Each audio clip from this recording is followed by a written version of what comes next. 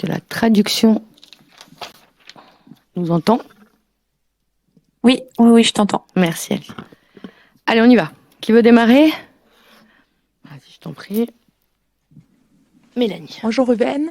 Quel est votre premier, est-ce que vous pouvez dresser un premier bilan de cette première partie de saison de votre expérience à l'OM? Sí, hola Rubén, si nos puedes decir si tienes un primer balance o cuáles son tus conclusiones de esa primera parte de temporada que has tenido aquí en Marsella. Creo que han sido unos meses muy buenos. Me he adaptado rápido a lo que es el club, la ciudad. La verdad que estoy muy contento. El vestuario, el club es maravilloso. Creo que han sido meses muy buenos para mí. Cuando he jugado creo que he estado cómodo. Creo que también me ha facilitado el tema de que el inicio de la liga, pues comenzar jugando para poder acoplarme un poco mejor a los compañeros creo que en balance general pues creo que han sido muy, muy positivos para mí.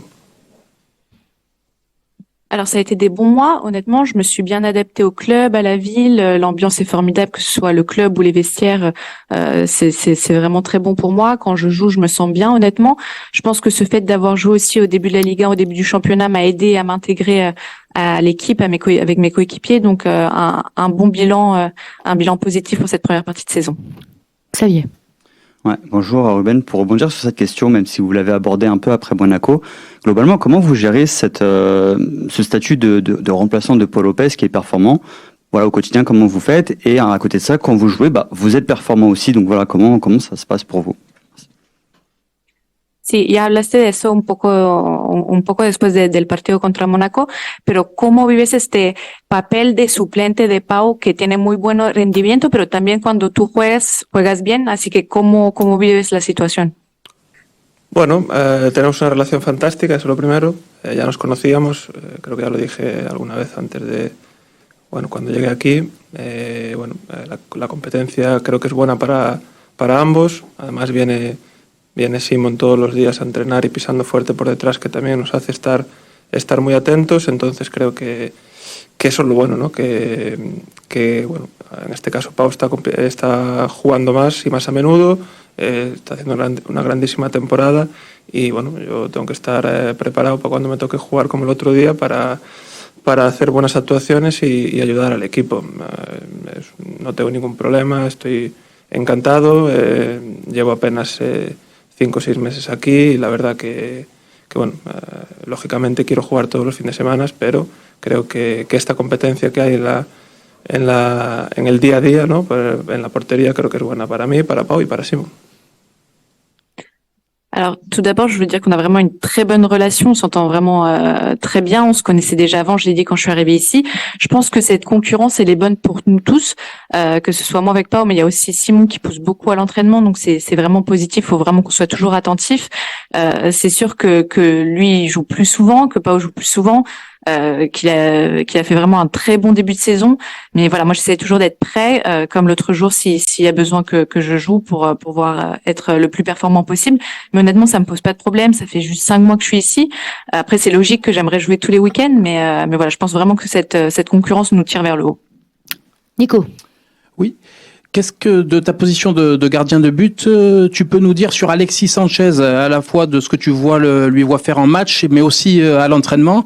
Et est-ce que par exemple tu es impressionné par cette capacité physique à répéter les efforts? Sí, de tu punto de vista, de tu portería, ¿cómo ves a Alexis Sánchez? ¿Cómo lo ves durante los partidos, pero también cuando hay el entrenamiento? Y si su fuerza física también es algo impresionante para ti. Sí, absolutamente. La verdad que no lo voy a decir, no voy a descubrir yo, es un grandísimo jugador, de los mejores jugadores del mundo y la verdad que estamos muy contentos de que esté aquí.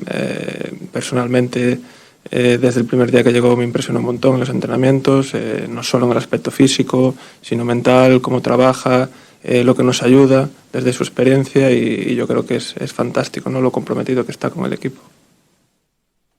Oui, absolument. Je suis d'accord avec vous. C'est pas moi qui vais vous annoncer une nouvelle si je dis que c'est un des meilleurs joueurs du monde, un des meilleurs joueurs au monde. on le sait. Je suis vraiment très heureux qu'il soit ici. Personnellement, dès le premier jour où je l'ai vu à l'entraînement, il m'a impressionné, que ce soit du point de vue physique ou du point de vue mental. Il nous aide vraiment avec son expérience et on voit qu'il est vraiment impliqué dans l'équipe. Ça, c'est quelque chose de formidable. J'avais deux questions. Bonjour Ruben. La première, est-ce que tu en sais déjà plus pour demain? Est-ce que Pau peut tenir son poste ou est-ce que toi, dans la continuité de ton bon match samedi, tu seras titulaire mercredi? Sí, la primera pregunta es si sabes si hay algo para el partido para mañana, si Pau va a volver a portería o si tú piensas que serás titular el miércoles. Bueno, me lo tomo como todos los partidos, independientemente de que juegue, de que no juegue. Vengo con ilusión al entrenamiento, con la ilusión de poder ayudar al equipo, ya sea jugando o no jugando. Y bueno, no, prácticamente ayer tuvimos día de recuperación, hace apenas 2 días que jugamos, muy poco tiempo entre partidos, así que me imagino que hoy ya nos centraremos, ya prepararemos el partido de mañana y ya sabremos quién juega. Non, alors moi j'essaie vraiment d'aborder tous les matchs de la même façon, que je joue ou que je joue pas. Je viens à l'entraînement avec la même envie, envie d'aider les autres, envie de jouer. Après hier, on a eu un jour de repos. On a joué il y a 2 jours, donc il y a peu de temps qui est passé et je pense qu'aujourd'hui on va préparer le match et on saura après ça quelle sera la composition.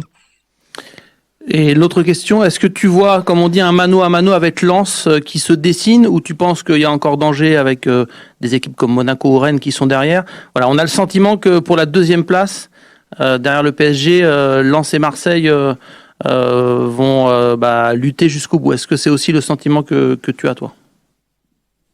Y si, como se dice, mano a mano, ves al Lens como el único peligro, el único, la única competencia para este segundo lugar detrás del PSG, o si piensas que todavía hay mucho peligro de los equipos que están detrás, como Monaco, como otros. Si tienen esa impresión que hacia el final van a luchar contra el Lens como rival directo, digamos, para el segundo poste. Por la sensación que tengo, y esto es desde que llegué al principio de temporada, es de que todos los equipos son muy peligrosos, de que como te relajes cualquier equipo te puede ganar en cualquier momento y creo que tenemos que seguir. Creo que ahora mismo estamos en un buen momento, que estamos en la línea que queríamos conseguir y creo que tenemos que centrarnos en nosotros, pero creo que cualquier equipo es muy competitivo, muy peligroso y creo que no debemos solo fijarnos en un equipo, como decías, en Lens, en Mónaco, en Rennes. Yo creo que bajo mi punto de vista es una liga súper competida. Es cierto que has mencionado los equipos que está un poco más apretado, ¿no?, en la clasificación, pero creo que no debemos solo fijarnos en esos equipos. Alors, les sensations que j'ai depuis que je suis arrivée ici, c'est que toutes les équipes peuvent être dangereuses, honnêtement. Si on se détend, si on se relâche un peu trop, il y a n'importe quelle équipe qui peut nous poser des problèmes. Là, on est dans un bon moment pour nous. On est sur notre lancée sur le bon chemin. Pour atteindre nos objectifs, il faut vraiment qu'on se concentre sur nous-mêmes. Après, je pense vraiment, voilà, toutes les équipes sont dangereuses, toutes les équipes sont compétitives. Je pense qu'il faut pas seulement penser aux équipes que vous avez citées comme Lens, Monaco, Rennes. Je pense que c'est vraiment un championnat qui est très ouvert et même si c'est vrai que cette partie-là dans le classement, on a un peu, il y a plusieurs équipes qui sont un peu compactes. Je pense que ce sont pas les seuls adversaires auxquels il faut qu'on fasse attention. Jean-Claude. Tu parlais de Pau Lopez tout à l'heure. L'autre jour, il nous disait que tu avais progressé depuis ton arrivée ici. Est-ce que tu es d'accord avec ce constat? Et si oui, dans quel domaine justement tu estimes avoir progressé? El otro día hablamos con Pau aquí y nos dijo que según él habías mejorado. Entonces, ¿tú también estás de acuerdo? ¿Piensas que te mejoraste? Y si desde que llegaste, y si estás de acuerdo, ¿en qué partes, en qué aspectos piensas que te mejoraste? Bueno, como decía antes, creo que la competencia que tenemos día a día, además trabajamos muy bien, tenemos un entrenador de porteros que es espectacular, que nos ayuda a mejorar un montón y eso sumado a que creo que tenemos una rutina de trabajo muy, muy buena y una competencia muy sana, creo que nos ayuda a todos a mejorar y bueno, sí, seguramente creo que el fin, ¿no?, de todos los jugadores es mejorar día tras día y año tras año. Si no creo que tenga sentido, ¿no?, entrenar. Yo creo que que todos, independientemente de quién sea, pues siempre tenemos algo que mejorar. Estoy de acuerdo en que desde que llegué pues he mejorado y bueno, espero también en lo que queda de temporada seguir mejorando, lógicamente. Alors, comme je l'ai dit tout à l'heure, c'est vrai que cette concurrence au quotidien, le fait qu'on travaille vraiment beaucoup avec les autres gardiens, avec l'entraîneur des gardiens qui fait un travail formidable et qui nous aide, et cette concurrence qui est vraiment saine, je pense que ça nous aide tous à progresser. Après, évidemment, on essaie toujours de s'améliorer, sinon je pense que ça aurait pas de sens de s'entraîner si l'objectif c'était pas de progresser. Donc oui, c'est sûr que j'ai progressé depuis le début de la saison et que j'espère le faire et continuer à le faire au fil des prochains mois. Xavier. Ouais, Ruben, vous avez parlé d'un championnat très compétitif. Justement, de votre œil, de votre expérience, comment vous jugez un peu le niveau des gardiens en France? Est-ce qu'il y en a qui vous ont marqué? Et est-ce que vous trouvez qu'il y a un style particulier chez les gardiens? Merci. Sí, entonces dijiste que la liga es muy competitiva, que todos los equipos son competitivos. Del punto de vista de los porteros, ¿cómo ves los porteros aquí en Francia? Si hay algún portero que te ha llamado la atención y si piensas que hay un estilo propio también a los porteros franceses o del campeonato. Sí, la verdad que me ha sorprendido todo, ya te digo. Me imagino que por desconocimiento un poco también de la liga, pero bueno, en general me parece una liga muy física, muy competida y como decías, en el aspecto de los porteros, ahora que ha pasado yo creo la primera vuelta, sí me quedaría me gustó mucho el portero contra el que jugamos mañana, Lafont. Creo que tiene un futuro y un presente maravillosos. Recuerdo también, por mencionar otro, el portero de Lille. Lógicamente luego pues porteros que ya conocía como Steve Mandanda, Pau. Me parece que en todos los aspectos es una liga pues muy competitiva y con un nivel altísimo. Oui, c'est vrai que ça m'a honnêtement surpris quand je suis arrivée, peut-être parce que je connaissais pas assez le championnat, mais c'est vraiment un championnat physique, compétitif. De cette première partie de saison, les gardiens qui m'ont plus marqué, je pourrais peut-être dire Lafont, le gardien qu'on va affronter demain, parce que je pense qu'il a vraiment un présent, un futur radieux devant lui. Autre gardien, le gardien de Lille. Après, il y avait évidemment des gardiens que je connaissais aussi, comme Steve Mandanda, comme Pau. Mais je pense que c'est vraiment voilà un championnat compétitif sur tous les aspects, à tous les postes. Et justement, Ruben, je voulais savoir si tu penses que ça joue sur le mercato, parce que bon, là c'est pas officialisé, mais il y a un joueur comme Vitinha qui est espéré. Unai a donc été recruté par l'OM, Malinowski aussi, et parfois dans des dossiers où il y avait de la concurrence avec l'Italie, voire l'Angleterre. Est-ce que tu as le sentiment que Marseille, vu de l'étranger, toi qui es espagnol, c'est vraiment une place forte, que la Ligue 1 attire plus qu'avant? Enfin, est-ce que ce sont des arguments maintenant quand il faut recruter? Sí, y hablando de esto con conexión al mercado de fichaje, ¿piensas que tiene un impacto esa cosa que sea tan competitivo? Porque ahora estamos hablando quizás de un jugador como Vitinha que pueda llegar aquí a Marsella, acaban de fichar a Unai, también a Malinowski, que quizás tenían también competencia con equipos de Inglaterra o de Italia. Entonces, ¿piensas que es un aspecto ahora, del punto de vista también español, quizás que tú conoces más, importante el hecho que ahora se ha vuelto más atractiva quizás la Liga y los equipos franceses? Sí, sin duda. Creo que bueno, mi experiencia, que era única y exclusivamente en la Liga Española, son ligas más, digamos, técnicas, ¿no? Que nos gusta, pues, quizá los partidos son un poco más lentos, más tácticos, los partidos no son tan abiertos y creo que bueno, yo lo he vivido en primera persona. En estos 6 meses he quedado fascinado con la Liga. Son, incluso para el aficionado, partidos muy atractivos de ver porque son partidos muy físicos, abiertos, en el que normalmente hay muchísimas ocasiones y creo que sí, que lógicamente eso hace que bueno, jugadores que están en otras ligas como dijiste, Italia, Inglaterra, que quizás son más semejantes a la francesa que la española, pues se decanten por venir a la Ligue 1, que creo que es una competición maravillosa. Oui, c'est sûr. Je pense que vraiment on voit une différence. Moi, je connais que l'Espagne, mais c'est un championnat qui est peut-être plus technique, donc plus lent, un peu plus tactique. Les matchs sont pas forcément si ouverts, alors qu'ici on voit vraiment un championnat très ouvert, des matchs avec beaucoup d'occasions. Donc je pense que même pour les supporters, c'est beau à voir. Il y a toujours un aspect un peu fascinant, et du coup c'est logiquement que les joueurs par rapport à l'Italie ou l'Angleterre, comme vous les avez cités, peuvent être un peu plus attirés par cette Ligue 1 qui, je le répète, est vraiment un championnat fantastique. Allez, on termine avec toi, Xavier. Ouais, pour conclure, Ruben, si je ne me trompe pas, l'été dernier, après le match contre Milan, vous aviez dit que vous aviez été impressionné par le Vélodrome parce que voilà, il y avait 60 000 personnes, grosse ambiance. 5 mois plus tard, aujourd'hui, est-ce que vous êtes finalement pleinement libéré? Et voilà, même ça confirme si votre prestation contre Monaco l'a confirmé parce que vous avez fait un très bon match. Sí, me recuerdo bien cuando llegaste después del partido contra Milan, dijiste que te quedaste un poco impresionado por el Velodrome, por ver a toda la afición ahí a la hinchada y el estadio lleno. Ahora piensas que ya te ha pasado un poco, que ya te sientes más liberado y también tiene digamos, algo sobre tus prestaciones después, tu actuación, porque de hecho hiciste un muy buen partido el otro día. Bueno, más que liberado, yo creo que es la sensación que quería transmitir en aquel momento, es la emoción, ¿no? que supone jugar en un estadio como el Velodrome, porque son 90 minutos muy pasionales en el que la gente no para de animar.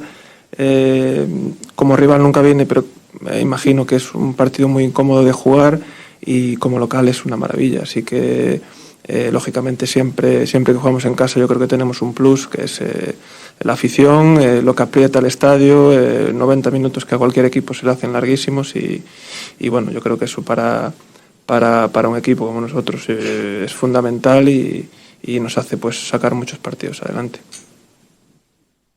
Alors plus que libéré, je pense que c'est vraiment l'émotion de pouvoir jouer dans ce stade devant notre public. C'est vraiment 90 minutes de passion où les supporters ne font que nous soutenir. Je pense que pour les adversaires, c'est vraiment pas simple de voir ça. Nous, en tant que joueurs à domicile, que locaux, c'est vraiment quelque chose de formidable. Mais c'est sûr que pour l'adversaire, je pense que le temps est long, le temps passe plus lentement, et du coup, c'est vrai que nous, ça a pu nous aider dans certaines situations à vraiment inverser la tendance dans les matchs et à nous pousser encore plus. Merci beaucoup. Merci.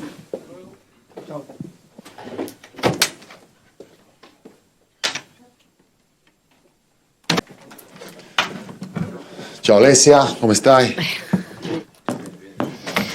Buongiorno mister, tutto bene, grazie. Bravo. Allez, Stan, on démarre avec toi. Oui, bonjour. Je voulais vous demander de revenir un petit peu sur Alexis Sanchez, qui a certainement fait un de ses meilleurs matchs à Marseille samedi, et de nous parler un peu, s'il vous plaît, de ce que nous on voit pas, c'est-à-dire de ce qui se passe à l'entraînement. Comment est-ce qu'il travaille? Est-ce que à son âge il a besoin de se gérer parfois? Est-ce qu'au contraire il doit donner le maximum tout le temps pour faire après la même chose, ce qu'on voit en match? Voilà, comment est-ce qu'il travaille? Comment est-ce qu'il s'occupe de son corps? Comment est-ce que vous le gérez? Voilà, comment est Alexis Sanchez quand on le voit pas? Sì, buongiorno. Allora vorrei tornare un po' su Sanchez, a parlare di Sanchez, che ha fatto sicuramente una delle sue migliori prestazioni sabato, per chiedergli ciò che noi non vediamo solitamente, ossia l'allenamento, quindi come lavora, se data la sua età a volte si deve anche un po' gestire, oppure se in allenamento dà sempre il 100% per poi poter trascriverlo durante le partite, come si occupa un po' del proprio corpo, cioè appunto quello che noi non vediamo solitamente. Sono d'accordo che è stata una delle sue migliori partite, un giocatore che, come tutti i giocatori forti, si esalta nelle partite, diciamo, contro avversari più importanti, ecco, tra virgolette. Questa è una caratteristica di giocatori forti. Va gestito in allenamento, in senso che lui vuole lavorare sempre di più, che penso io che è giusto per lui. È un giocatore che arriva 2 ore prima e va 2 ore dopo, uno che te lo mandi dentro, lui ti chiede di rimanere ancora a lavorare, ecco. Va gestito in modo che va spinto di non esagerare, ecco, che è una cosa bella, è una cosa rara, però è bello avere un esempio così dentro spogliatoio per altri. Alors oui, je suis d'accord que c'était vraiment un de ses meilleurs matchs. Il fait partie des joueurs qui réussissent vraiment à être poussés encore plus lors des gros matchs, qui ont vraiment envie de faire la différence. Après, c'est vrai qu'il faut le gérer à l'entraînement au sens où lui, il veut toujours plus, il veut toujours travailler plus. C'est le genre de personne qui arrive 2 heures avant l'entraînement et qui repart 2 heures après.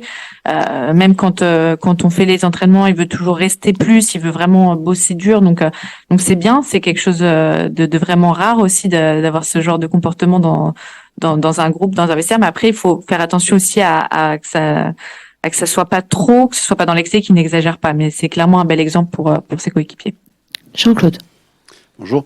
Est-ce qu'on pourrait faire un petit point sur l'effectif disponible pour demain? Est-ce que Jonathan Klaus peut être dans le groupe? Est-ce que Paolo Lopez est apte à jouer?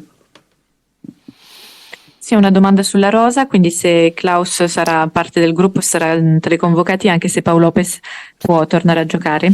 Sì, John torna con la squadra, penso anche Pau, importante perché ora abbiamo tante gare riavvicinate e sarà bisogno di tutti i giocatori. Alors oui, Jonathan revient dans le groupe et je pense que ce sera la même chose pour Pau et on est vraiment content de ça parce que c'est important avec tous les matchs qui vont arriver, qui vont succéder avec peu de temps entre les matchs. Et juste une question sur le support des supporters que vous avez depuis le début de saison, c'est assez phénoménal.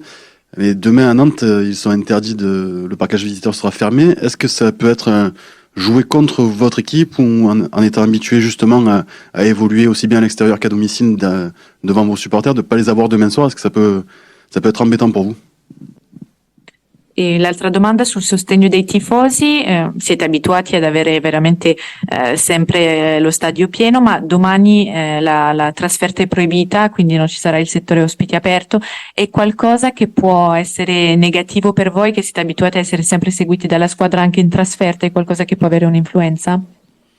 No, non sapevo per questa informazione, mi dispiace, però accettiamola così, ci dispiace, però noi dobbiamo essere concentrati sul campo, di fare le nostre cose, di continuare su questa strada, di non mollare un attimo. Ecco. Non, alors je le savais pas, donc vous venez de me l'apprendre, j'en suis désolée, même si voilà, il faut qu'on l'accepte, mais nous on essaie vraiment de se concentrer sur le terrain, de continuer à faire ce qu'on fait et voilà, en essayant de pas penser aux aspects extérieurs. Xavier. Bonjour coach, une petite question qui concerne la préparation des matchs et le secteur de la vidéo. Et je voulais savoir comment vous travaillez finalement au quotidien avec la cellule vidéo du club. Est-ce que vous leur demandez des rapports? Est-ce que c'est eux qui vous en fournissent sur les équipes adverses, sur votre équipe? Ensuite, avec vos joueurs, est-ce que vous allez faire des séances collectives ou des entretiens individuels pour éventuellement corriger des éléments? Et enfin, est-ce que vous trouvez qu'ils sont réceptifs, voire demandeurs de ce travail à la vidéo?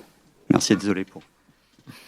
Sì, allora una domanda sull'aspetto video, sulla preparazione alle partite col video, se nella quotidianità il suo staff video analyst sono loro a mandarvi i report, se siete voi a chiedere i video e poi con i giocatori come funzionano le sessioni, ossia sono collettive oppure lavorate individualmente con i giocatori per magari migliorare alcuni aspetti e se poi vede i giocatori ricettivi o se sono addirittura loro a volte che chiedono queste sessioni video, diciamo. No, c'è gente brava che lavora con quello, ci sono sia video di gruppo sia individuali per crescere, è una cosa utile nel calcio di oggi. Che qualcosa di extra, ecco, va collegata con le cose concrete in allenamento. In futuro penso che saranno sempre di più queste cose, soprattutto individuali. Ecco. Alors c'est sûr qu'on a une bonne équipe, un bon staff qui travaille sur ça, que ce soit les vidéos individuelles ou collectives. Je pense que c'est vraiment un plus d'avoir cette technologie qui va, on va dire, un peu compléter le travail concret qu'on fait à l'entraînement, mais je pense qu'on aura de plus en plus dans le futur de sessions de vidéo individuelles surtout. Mélanie. Donc demain il y a match en même temps, c'est le dernier entraînement avant le match et c'est la dernière ligne droite pour le mercato. Est-ce que c'est pas difficile de garder tout le monde très concentré parce qu'il y a des joueurs qui se disent au revoir, il y a des prêts, des départs, des arrivées? Est-ce que c'est un peu spécial cet entraînement là ce soir, l'ambiance? Allora, domani avete la partita, oggi c'è l'ultimo allenamento, ma è anche l'ultimo giorno, le ultime ore di mercato, quindi è un ambiente un po' particolare, pensa a questo ultimo allenamento dovuto al fatto che ci sono giocatori nuovi che arrivano, altri che devono andare via in prestito o addirittura proprio ceduti a titolo definitivo, quindi come l'ambiente, diciamo, se è un po' strano anche questa cosa? Sì, generalmente allenatori tutti al mondo non piace questo periodo perché chiaramente vogliono sempre avere quelli su quale contare, no? Però io l'ho vissuto veramente tranquillo questo mercato perché ho tanta fiducia in gente che lo fa mercato insieme a me. L'ho vissuto veramente giusto e oggi, ultimo giorno, mancano poche ore. Io sono contento quello che abbiamo fatto e penso che ora finiremo in modo giusto, no? Queste poche ore che sono rimaste e niente. Noi abbiamo la nostra, come si chiama, strada che bisogna proseguirla, poi un giocatore in più, un giocatore in meno ti può dare qualcosa, ti può togliere qualcosa, però non è una cosa decisiva, ecco, diciamo, però secondo me l'abbiamo fatta in modo giusto, in modo intelligente et di qualità, ecco. Alors, je pense que je l'ai déjà dit, aucun entraîneur aime cette période-là, puisqu'on voudrait tous savoir sur qui on peut compter. Mais honnêtement, j'ai vécu ce mercato de janvier de manière assez tranquille, parce que j'ai confiance en ceux qui s'en occupent avec moi. C'est vrai que c'est les dernières heures maintenant, mais honnêtement, je suis content du travail qu'on a fait.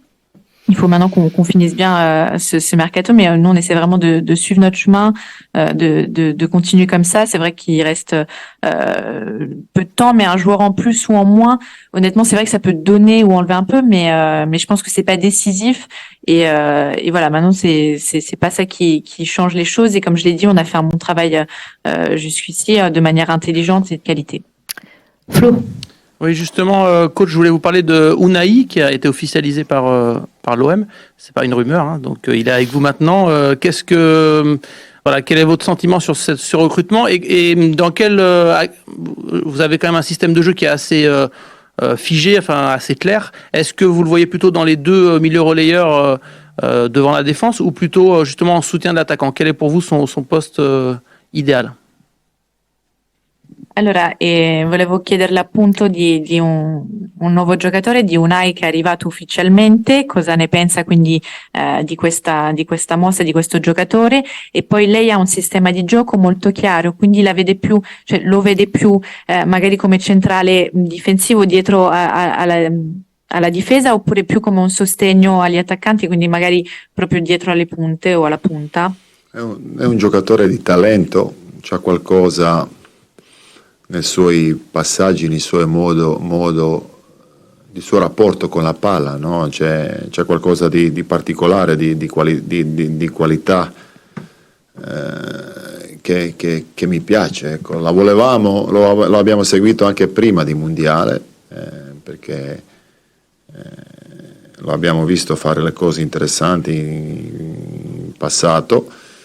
Siamo contenti che è arrivato, è un giocatore che può giocare dietro, su quel ruolo là, dietro attaccante, perché penso che c'ha dribbling, c'ha anche spunto, c'ha anche assist là, però può giocare anche davanti difesa. Ecco. Importante che entra prima possibile il nostro modo di fare il calcio, perché arriva da una cosa un po' diversa e mi sembra un ragazzo anche sveglio che penso che si adatterà presto, ecco, in fretta.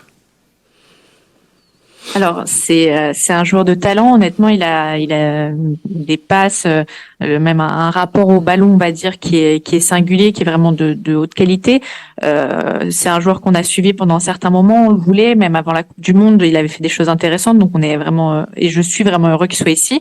Après je pense qu'il peut jouer soit derrière l'attaquant puisqu'il a un bon dribbling, il a la capacité à être décisif, à faire des passes décisives aussi, mais aussi devant la défense comme relayeur, comme vous l'avez dit. Donc voilà, c'est un joueur qui peut jouer un peu partout. Ce qui est important maintenant, c'est vraiment qu'il réussisse à s'intégrer rapidement, parce qu'il avait peut-être une façon de jouer qui était différente de la nôtre. Donc c'est un garçon qui m'a l'air assez éveillé, assez intelligent. Donc j'espère qu'il réussira à le faire rapidement. Gilles. Oui, bonjour coach. Pour compléter cette question, un mot encore sur Unai. Est-ce qu'il sera dans le groupe demain? E quindi sarà convocato domani.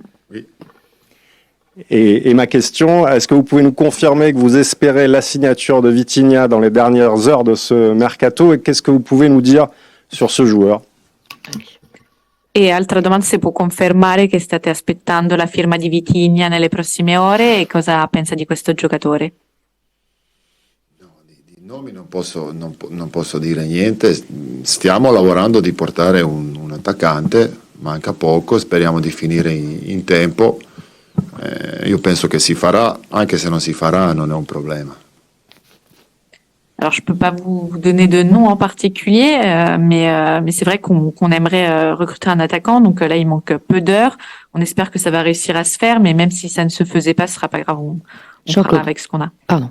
Jean-Claude, on finit avec toi. Et si ça se fait justement, est-il possible que Alexis Sanchez dispute l'un de ses derniers matchs en tant que numéro 9 à la pointe de l'attaque?